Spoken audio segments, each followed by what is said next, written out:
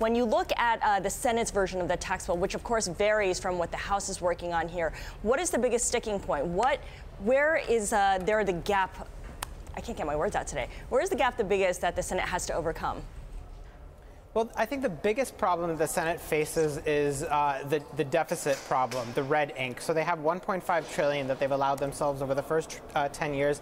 That in itself is going to be a problem between some of the people who want to cut taxes pretty deeply, like Pat Toomey and Ted Cruz, and others like Bob Corker and Jeff Flake, who have sounded the alarm about the debt exploding. But the biggest problem is the Byrd rule. After 10 years, the Senate is not allowed to add anything to the deficit if they want these tax changes to be permanent. So they're going to have to raise a lot of money to pull that off. Beyond that, you have different factions who want, for instance, a larger child tax credit. That's Marco Rubio and Mike Lee. You have some senators who are, who used to be businessmen and who want, the largest gains to go to pass-throughs into corporations. So there are a lot of different competing interests here. Sahil, obviously, if the House passes its bill and the Senate passes its bill, it has to go to conference, and then they have to reconcile the two of them. Could the election in Alabama throw a spanner in the works there if the Democrat wins?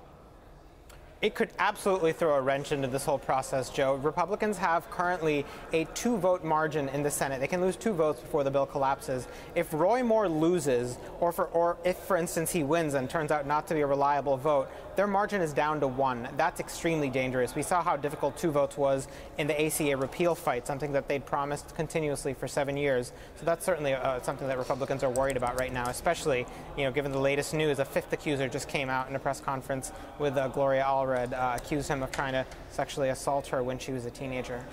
And it raises the prospect that the House might have to vote on just the Senate's version to move it forward, including a lot of the SALT stuff that those Republicans in high-tax states won't like.